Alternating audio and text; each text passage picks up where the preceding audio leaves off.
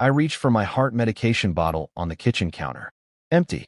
My fingers shook as I turned it upside down, hoping a pill would fall out. Nothing. I checked the cabinet, the drawer, even looked under the sink. All gone. Looking for these? My son Brandon stood at the doorway, arms crossed, holding my pill bottle. At 32, he towered over me now. When did he get so tall? When did I get so small? Brandon, I need those. You know I take them every morning. He shook his head like I was a child asking for candy. No need for those anymore, old man. You need a home. A nursing home. He paused, his eyes cold. Grandpa. The word hit me like a slap. He'd been calling me that for months now, ever since I turned 78. Not Dad. Not Father. Grandpa. Like I was some stranger who'd forgotten his name. Brandon, please. Save it. He pocketed my pills and walked away. Just before you continue to watch, Joe would like you to subscribe to this channel and like this video. It would encourage him to keep his streak of thrilling revenge stories for you to watch. Alright, back to the story. I laughed. I actually laughed out loud, thinking this had to be some kind of joke.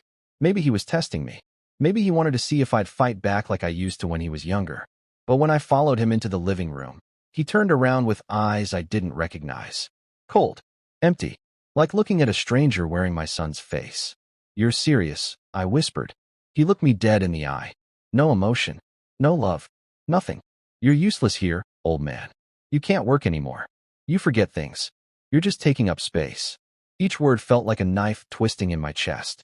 This was the boy I'd raised alone. The boy I'd taught to ride a bike, helped with homework, stayed up with when he had nightmares. I raised you better than this, I said quietly. He laughed. Raised me? You mean survived me? Big difference. He grabbed his car keys. I'm done pretending to care. He left for work, and the house fell silent. Not the peaceful kind of quiet I used to enjoy. This was different. Heavy. Like the air itself was holding its breath. I sat in my old recliner, the one Margaret had bought me for my 60th birthday. She'd been gone 8 years now, but I still felt her presence in this chair. Still heard her voice telling me everything would be okay. But nothing felt okay today. The silence pressed down on my chest like a weight. I could hear my own heartbeat, irregular without my medication. I could hear the old house settling, the refrigerator humming, a car driving past outside. But mostly, I heard Brandon's words echoing in my head. You're useless here. 32 years ago, I held him in the hospital. Margaret had died giving birth to him. Complications the doctors couldn't fix. I'd promised her, even as she took her last breath, that I'd raise our son right. Had I failed her? I wandered into the kitchen, trying to distract myself from the pain in my chest. Both kinds of pain.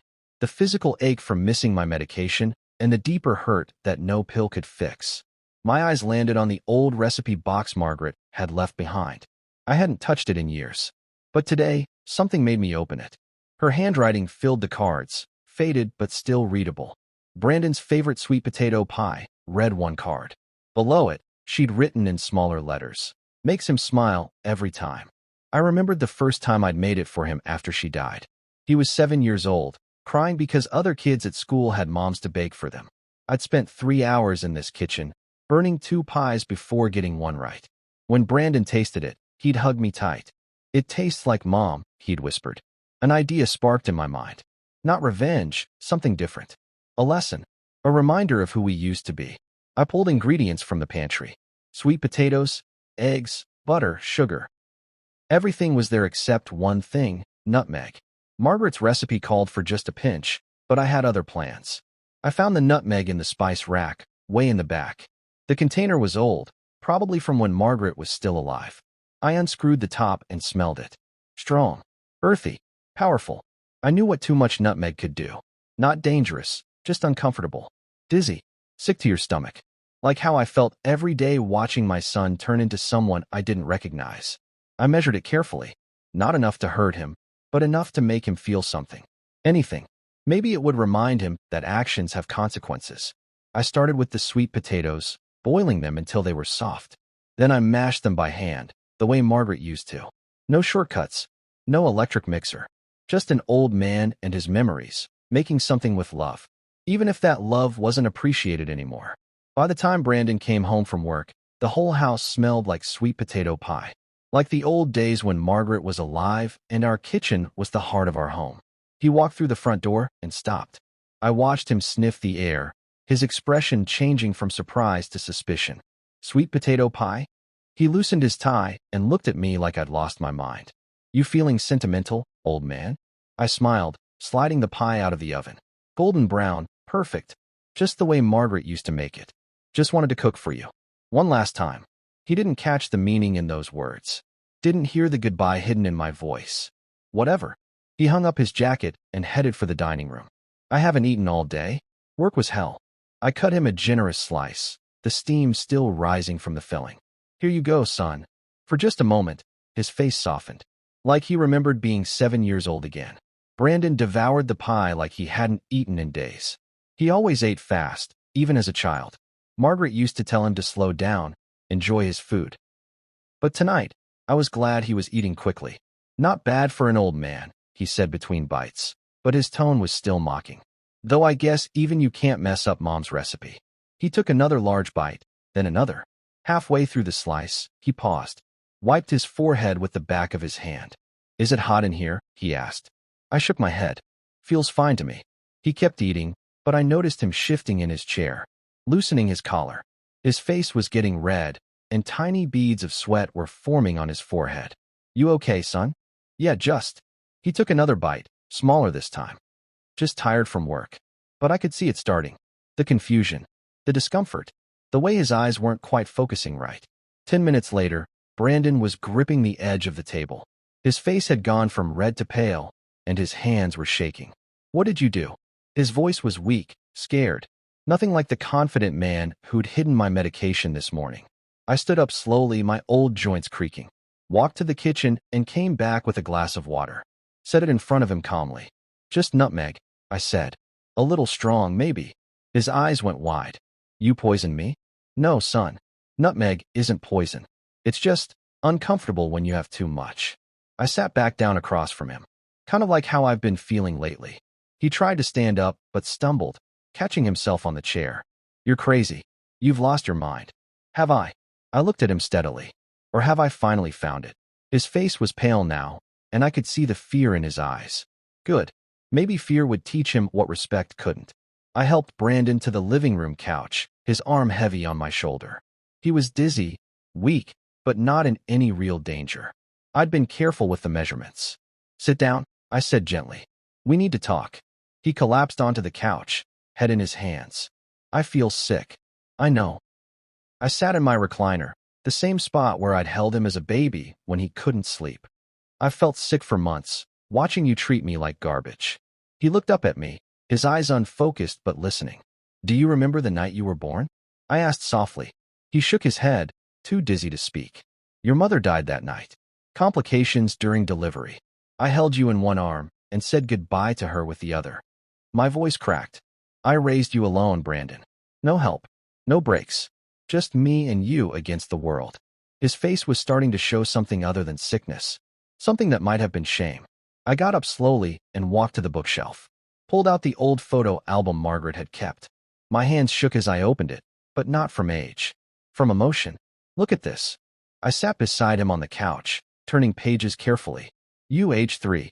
I'm teaching you to tie your shoes. The picture showed a much younger me, kneeling on the floor while a tiny Brandon concentrated on his laces. Age 6.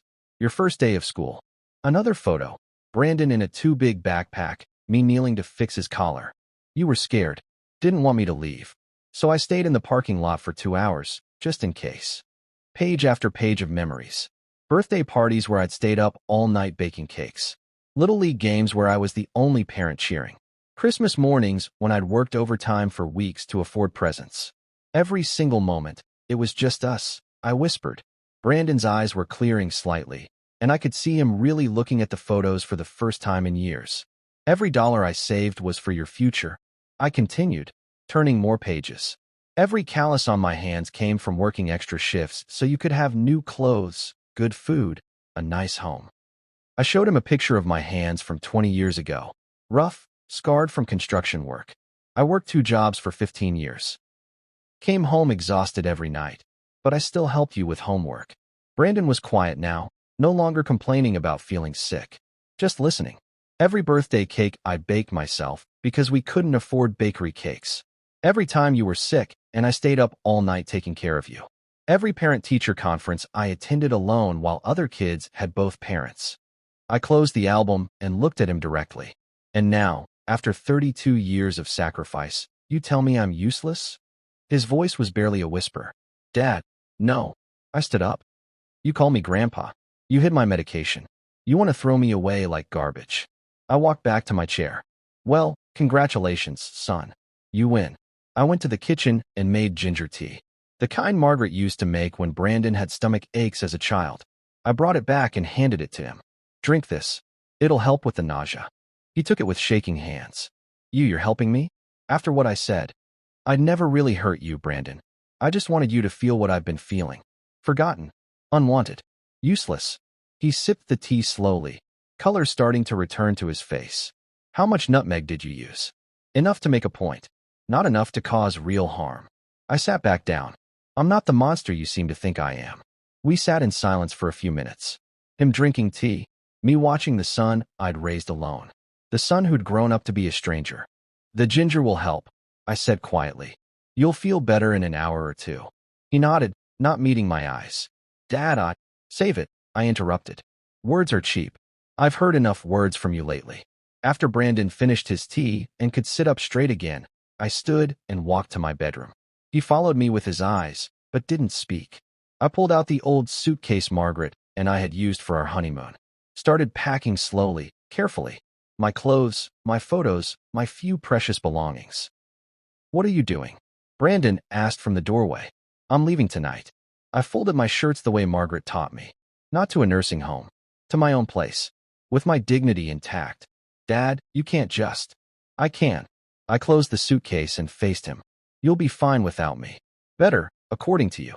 I walked past him to the kitchen table where I kept important papers. Pulled out my savings account statements and waved them at him. See this? $5 million. I saved it for your future. Your wedding, your first house, your children's college fund. I folded the papers and put them in my pocket. Now it's my future.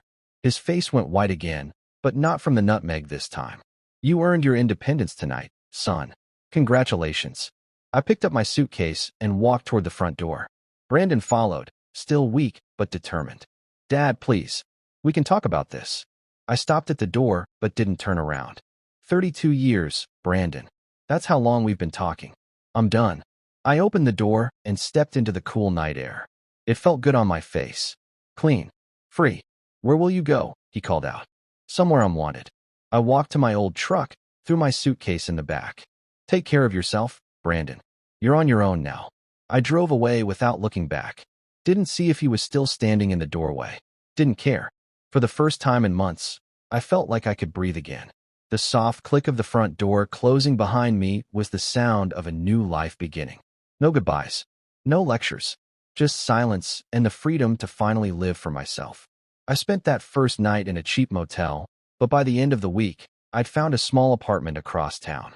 1 bedroom, tiny kitchen, but it was mine. Paid for with money I'd saved for Brandon's future. For the first time in my adult life, I was living completely alone. No one to cook for. No one to clean up after. No one to worry about except myself. It should have felt lonely. Instead, it felt peaceful. I bought groceries for one person. Cooked simple meals that I actually enjoyed. Watched TV shows I wanted to watch.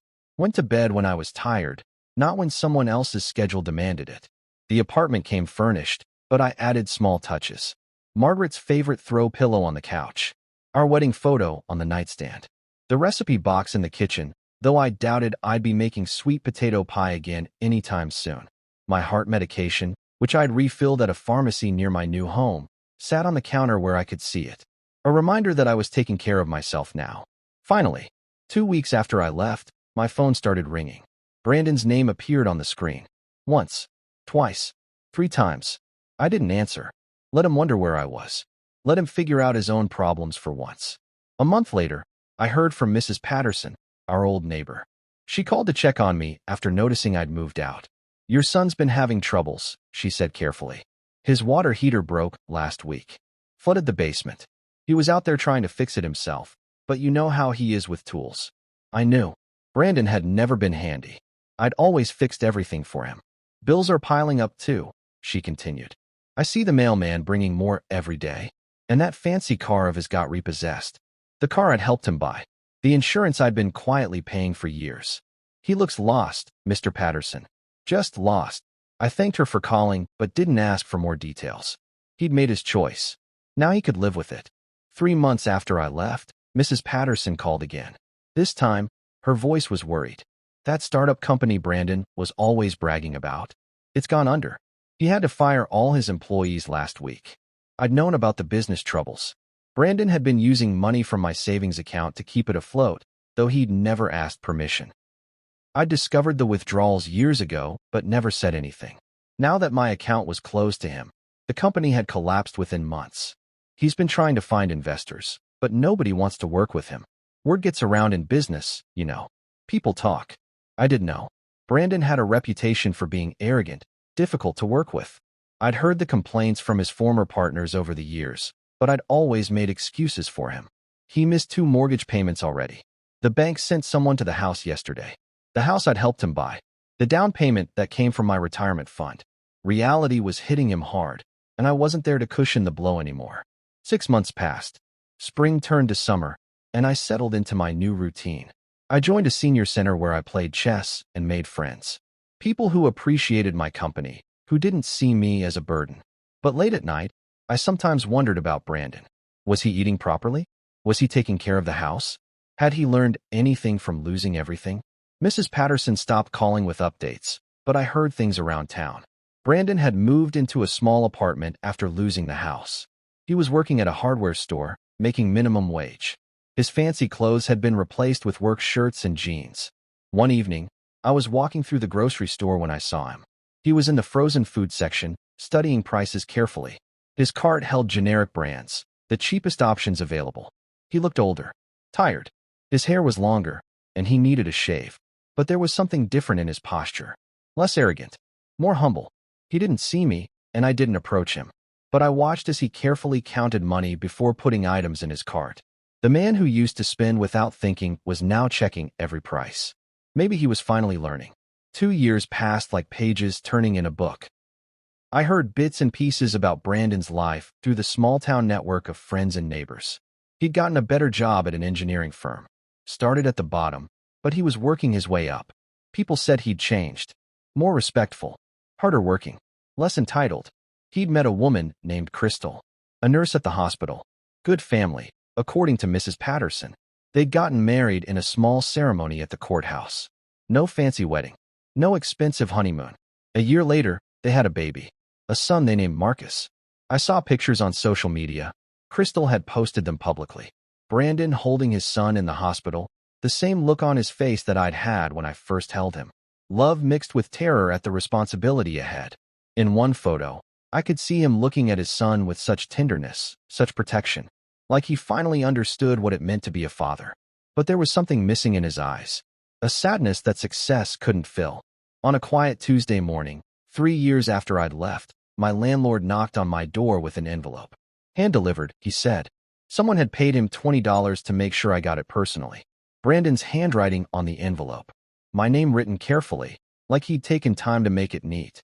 Inside was a single sheet of paper. No fancy letterhead. Just simple white paper with blue ink. Dad, it began. I finally get it. I was blind. I was cruel. I was everything you raised me not to be. I sat in my recliner.